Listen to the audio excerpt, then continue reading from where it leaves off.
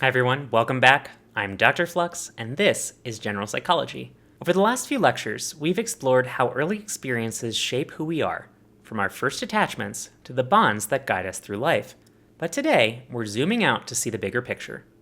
How do we grow and develop over time? How do our thoughts, morals, and identities evolve from childhood through adulthood?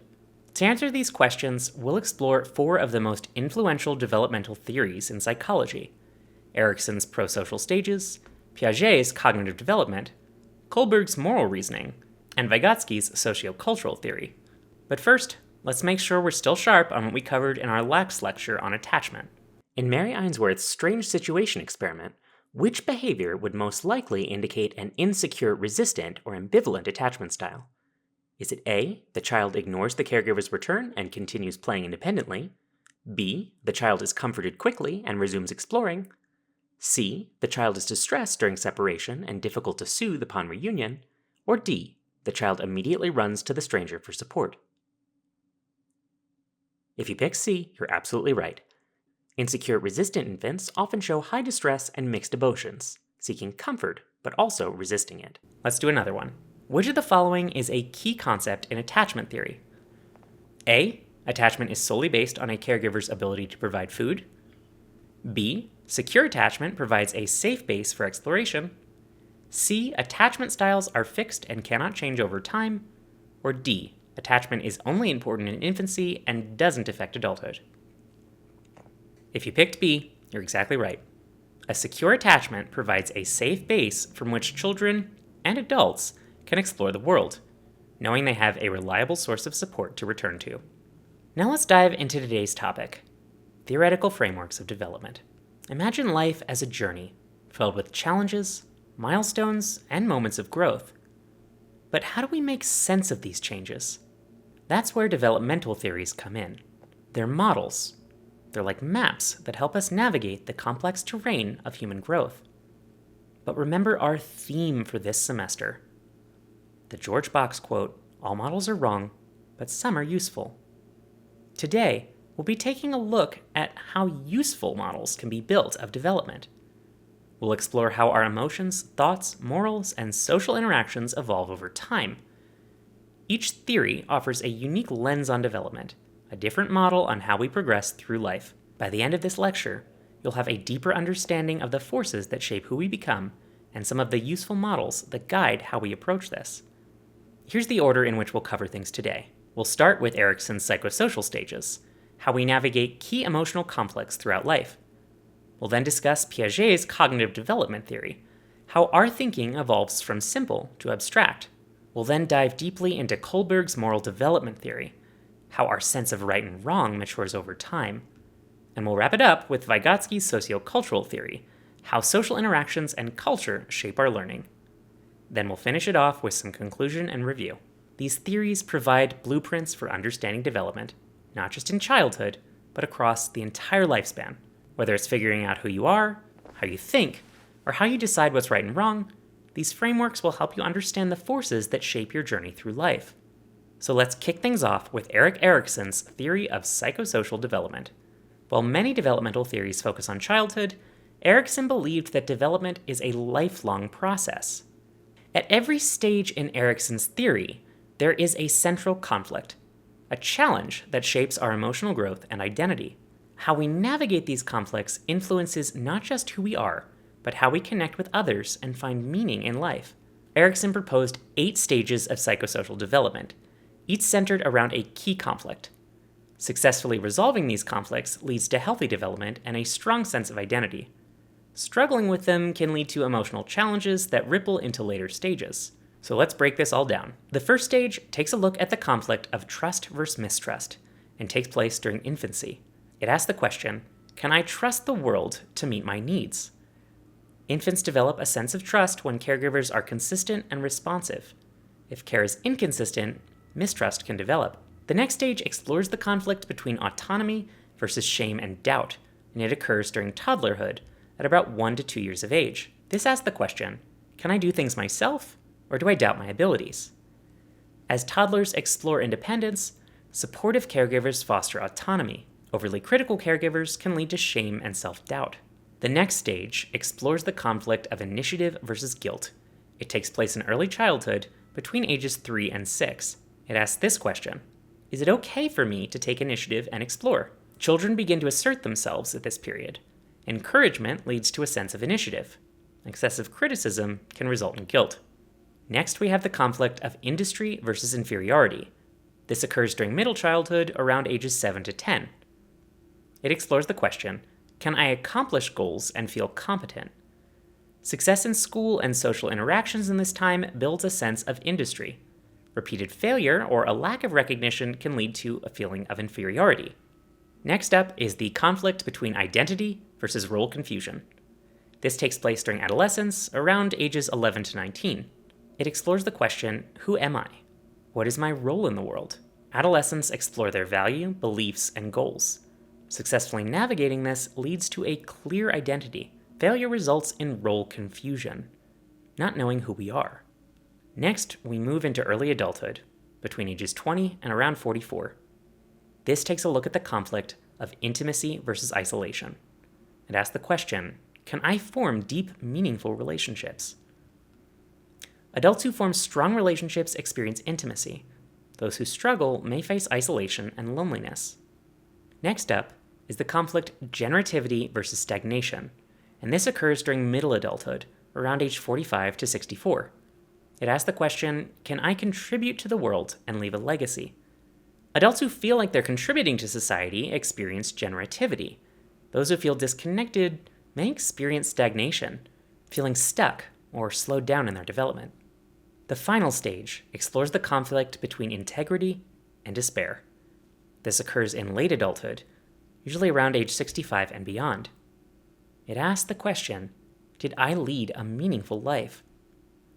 Reflecting on life with a sense of fulfillment leads to integrity. If we have regrets or feel a sense of failure, it can lead to despair. There is a lot here, and we could probably spend an entire lecture on Erikson's theory. But let's connect some of this to some real-world examples that may be familiar. Take adolescence, a time when we're wrestling with identity versus role confusion.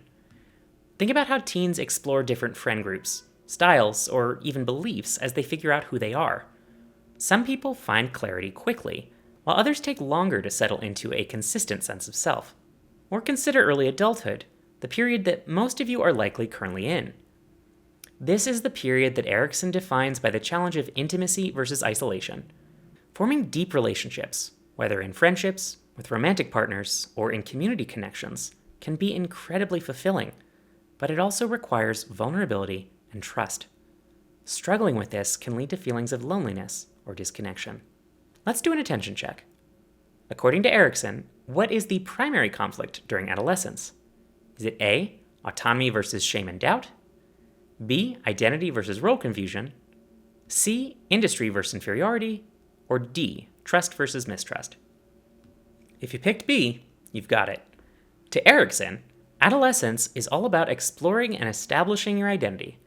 Successfully navigating this stage leads to a strong sense of self, while struggles can result in role confusion. While Erikson's theory provides a powerful framework, it's not without its criticisms. Some argue that the stages might not apply universally across cultures, or even within different life paths. For example, in some cultures, the emphasis on individual identity during adolescence may be less important than maintaining family or community roles. Additionally, not everyone experiences life in neat sequential stages. Life can be messy, with challenges and conflicts emerging and re-emerging at different time points. But still, Erikson's model offers valuable insights into the emotional challenges that we face as we grow. Erikson showed us how we navigate emotional conflicts and build a sense of identity throughout life. But what about how our thinking changes over time? To address that, we shift to Jean Piaget, a Swiss psychologist who dedicated his life to understanding how children develop cognitively. Piaget believed that children aren't just miniature adults with less knowledge. Instead, he saw them as thinking in fundamentally different ways at different stages of development. As we grow, according to Piaget, our ability to process information, solve problems, and understand the world undergoes dramatic shifts. Piaget proposed that cognitive development happens in 4 distinct stages. Each stage represents a new way of thinking and understanding the world. And according to Piaget, you can't skip stages. Each one builds on the one before it. So let's break down these stages and see how our thinking evolves from infancy to adulthood. The first stage is the sensory motor stage, from birth to 2 years of age. In this stage, infants explore the world through their senses and movements. If you've ever seen a baby putting everything in their mouth or shaking a rattle to hear the sound, that's sensory motor learning in action. A major milestone here is object permanence, the understanding that objects continue to exist even when they're out of sight. Before this, if you hide a toy under a blanket, a baby acts like the toy disappeared. Next up is the pre-operational stage, from age 2 to 7. In this stage, children develop language and symbolic thinking. They can use words and images to represent objects, but their thinking is still egocentric. In other words, they have trouble seeing the world from perspectives other than their own. They also struggle with something called conservation, the idea that quantity remains the same even when the shape changes. For example, if you pour water from a short, wide glass into a tall, thin one, a child in this stage might think that the tall glass has more water in it. The third stage is the concrete operational stage, from age 7 to 11 years old. In this stage, children begin to think more logically about concrete events. They understand concepts like conservation and can organize objects by size, shape, or by color. However, they still struggle with abstract or hypothetical thinking. That catches up in the final stage, the formal operational stage, from ages 12 and onward. This stage marks the beginning of abstract reasoning. Teens and adults in this stage can think hypothetically, consider multiple solutions to a problem, and reason about concepts like justice, freedom, and morality, which are difficult to pin down. Let's bring Piaget's stages to life with some real-world examples. If you've ever played peekaboo with a baby, you've seen object permanence at work. Early on, they're amazed because they likely think you've actually disappeared when you cover your face. But once they pass this developmental milestone, they know you're just hiding, and they'll giggle instead of being confused. In the pre-operational stage, imagine giving a child 2 identical cookies. If you break one cookie into pieces, the child would think that they have more because there's more pieces, even though the amount of cookie hasn't changed. By the concrete operational stage, children can solve simple math problems and understand that 5 plus 3 is the same as 3 plus 5, but they might still struggle with abstract concepts like algebra or philosophy. Finally, in the formal operational stage, teens start questioning the world around them, thinking about abstract concepts like fairness, justice, and hypothetical scenarios. This is when those classic teenage debates about life's big questions really take off. Let's do another attention check. In which of Piaget's stages do children develop the ability to think abstractly? Is it A, sensory motor, B, pre-operational, C, concrete operational, or D, formal operational? If you pick D, you're exactly right. The formal operational stage is when abstract thinking and hypothetical reasoning develop, typically from age 12 and up. While Piaget's theory was groundbreaking, it's not without its critics. Some say that it underestimates children's abilities. These researchers argue that Piaget underestimated how capable young children are. For example, newer studies show that even infants have some understanding of object permanence much earlier than Piaget suggested. There's also much more cultural variation. Piaget's research was based primarily on Western children. In other cultures, children might reach these developmental milestones at different times or show different patterns of cognitive growth based on their environment and educational practices. Additionally, Piaget's model overemphasizes stages. Not all children develop in rigid stages. Development can be more fluid, with overlapping skills emerging at different times depending on the child and their environment. With Piaget, we've seen how our thinking evolves over time, from basic sensory exploration to complex abstract reasoning. But how do we apply that thinking to questions of morality and ethics?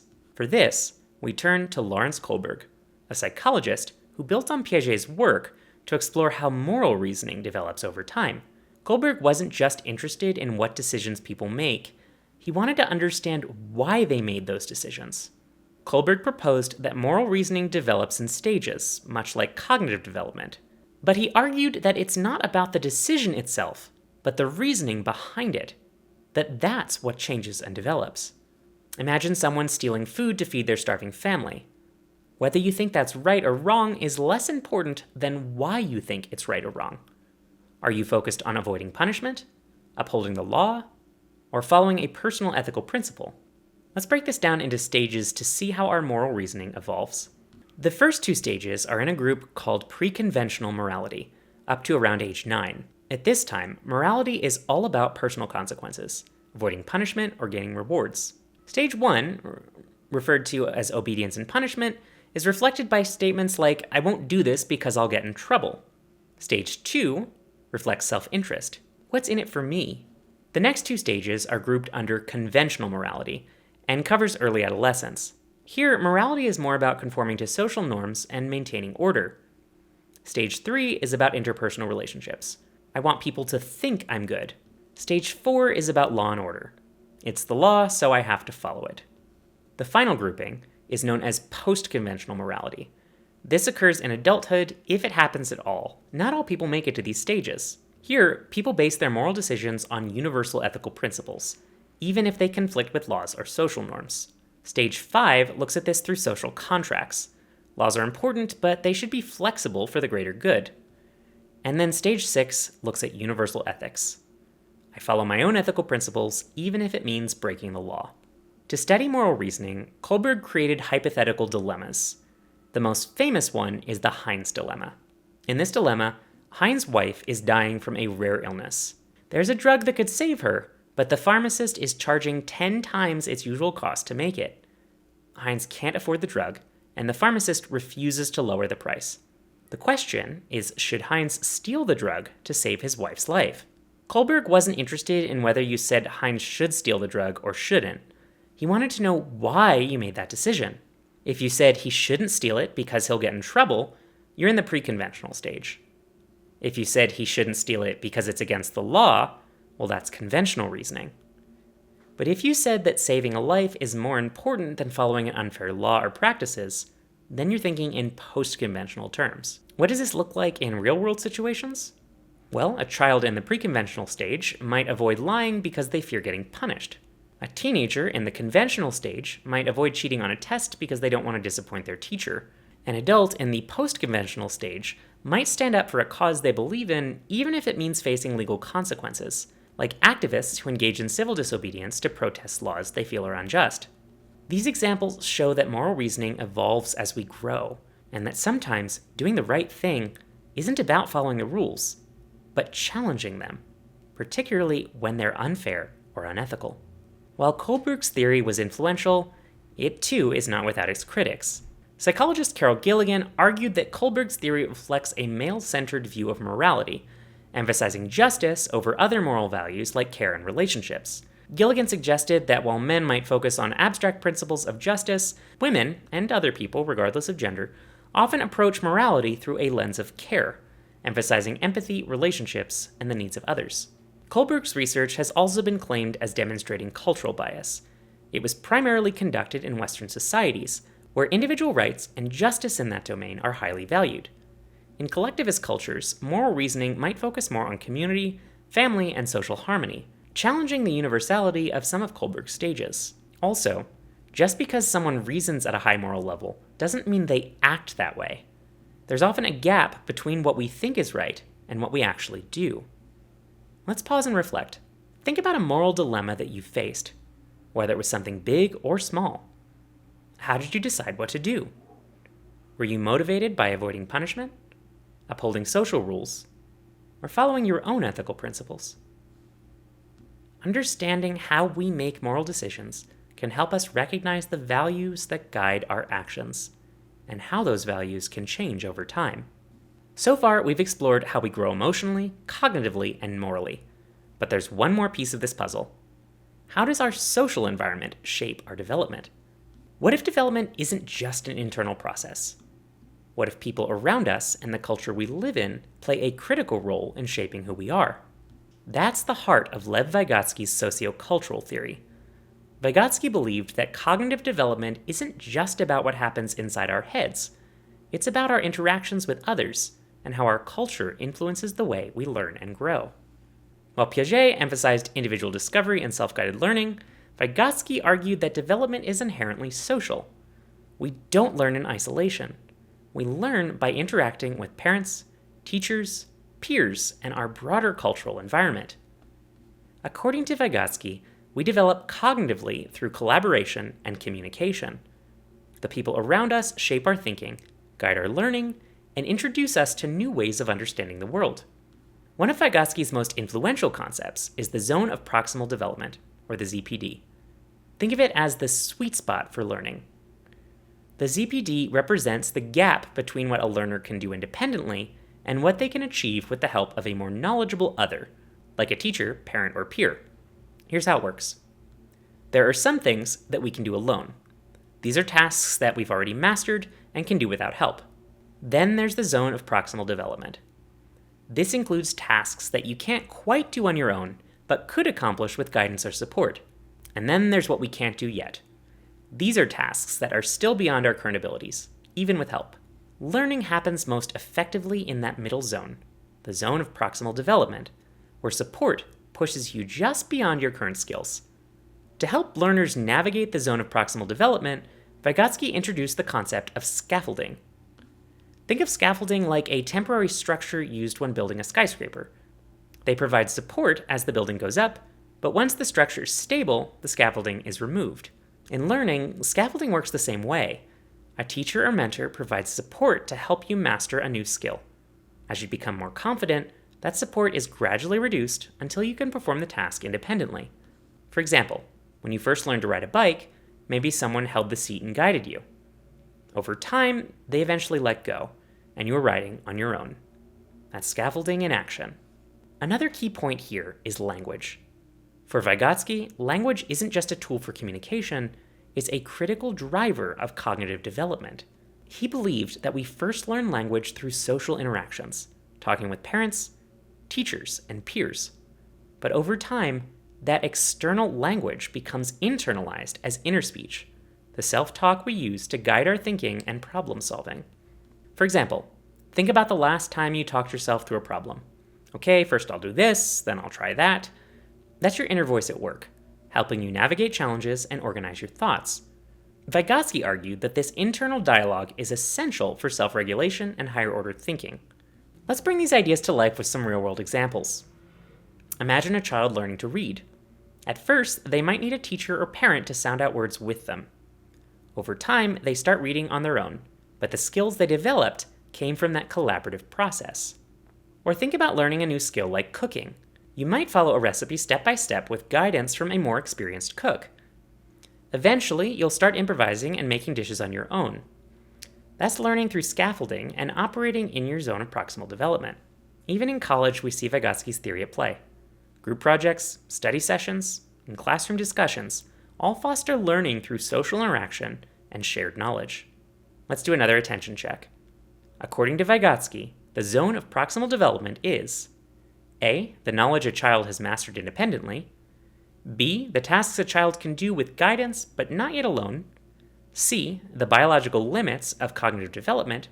Or D. The period where abstract reasoning develops. If you picked B, you nailed it. The zone of proximal development is where learning happens. It's the space between what you can do alone and what you can achieve with support from others. While Vygotsky's theories highlight the importance of social interaction and culture, it's not without its critics.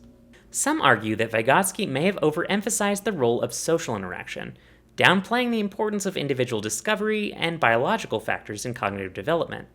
Unlike Piaget, Vygotsky didn't outline specific stages of development, making it harder to apply his theory universally across different age groups. There's also a lack of empirical evidence supporting these ideas. While Vygotsky's ideas were groundbreaking, much of his work remained theoretical during his lifetime, with limited empirical research to support all aspects of this model. Today, we took a journey through the landscape of human development, exploring 4 of the most influential theories in developmental psychology. Each one offers a unique lens on how we grow, learn, and navigate the world, from our earliest moments of life through adulthood. We also saw how these theories complement each other, providing a multidimensional view of development, whether it's through emotional growth, cognitive expansion, moral reasoning, or social learning. Here's some key ideas to take away from this. Erikson's psychosocial stages show us that development is a lifelong process, with each stage presenting a new emotional conflict, from trust versus mistrust in infancy to integrity versus despair in late adulthood. Successfully navigating these conflicts shapes our sense of identity and purpose. Piaget's cognitive development theory outlined how our thinking evolves through 4 stages, from the sensory motor stage in infancy to the formal operational stage, where we develop abstract reasoning and hypothetical thinking. Kohlberg's moral development theory demonstrated that morality develops in stages, focusing on why we make decisions rather than just the decisions themselves. From avoiding punishment to following universal and ethical principles, our moral reasoning reflects our cognitive and emotional growth. Vygotsky's sociocultural theory emphasized that development is deeply social.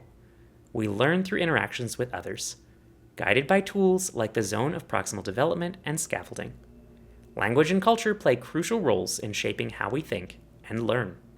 This brings us back to our guiding theme this semester. George Box's quote, "All models are wrong, but some are useful." Each of these theories about development is a different model to help us understand how we grow and change over time. Each of them is missing something, but they can each assist us in understanding who we are and how we got here through different lenses. They're useful depending on the different contexts of development that we're looking to understand. This underlies a deeper idea. Development isn't just about one thing. It's not just cognitive, or emotional, or social. It is a complex interplay of all of these factors. Erikson helps us understand the emotional challenges we face through life. Piaget shows us how our thinking evolves as we grow. Kohlberg explains how we develop a sense of right and wrong, and Vygotsky reminds us how none of this happens in isolation. We learn and grow through our relationships and culture. Together, these frameworks give us a richer, more comprehensive understanding of what it means to develop as a human being. Before we wrap up, let's lock in what we've learned today with a couple of review questions. In Erikson's psychosocial theory, what is the primary developmental task of early adulthood? Is it A, identity versus role confusion, B, intimacy versus isolation, C, generativity versus stagnation, or D, initiative versus guilt? If you picked B, well done. Erikson proposed that in early adulthood, the central challenge is forming deep, meaningful relationships with others. Failing to achieve intimacy can lead to a sense of isolation and emotional distance. In Kohlberg's theory, which stage of moral development is guided by universal ethical principles, even if they conflict with laws? A, the pre-conventional stage, B, the conventional stage, C, the post-conventional stage, or D, the transitional stage? If you selected C, you're spot on. In the post-conventional stage, people base their decisions on universal moral principles, even if it means challenging laws or social norms. Theories are maps, not truths. They offer structure, not certainty. But when we look closely, each one reflects a different truth about how we grow, change, and make meaning. Whether it's Erikson's lifelong tasks, Piaget's cognitive leaps, Kohlberg's ethical puzzles, or Vygotsky's cultural scaffolding, each invites us to ask, where am I in my journey? And who or what is helping me grow? Because development doesn't stop with childhood. We're always unfolding, thought by thought, choice by choice. So when you feel stuck, uncertain, or out of place, remember, you're not done becoming. This has really been the theme of our entire class. Psychology is about our journey of becoming. It's the study of the transformative process that is the human condition. And it takes many lenses, many models, many stories for us to make sense of this messy and chaotic process. Thanks for sticking with me on this journey through psychology, through what makes us human. One last time, remember to stay curious, stay resilient, and above all, live life in flux. I'll see you around.